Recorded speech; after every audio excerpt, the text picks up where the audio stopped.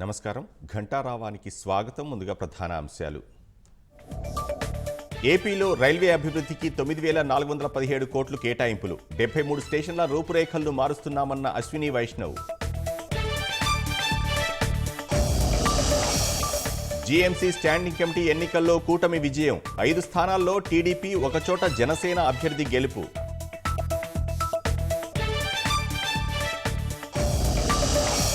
విభజన అంశాలపై ఇరు రాష్ట్రాల సీఎస్లతో కేంద్ర హోంశాఖ భేటీ. అమరావతికి సహకారం, రెవెన్యూ లోటు భర్తీపై చర్చించే అవకాశం. అరసవిల్లి రథసప్తమి వేడుకలకు పటిష్ట బందోబస్తు. 2,300 మందితో భద్రత కల్పిస్తున్నామన్న సిక్కోలు ఎస్పీ.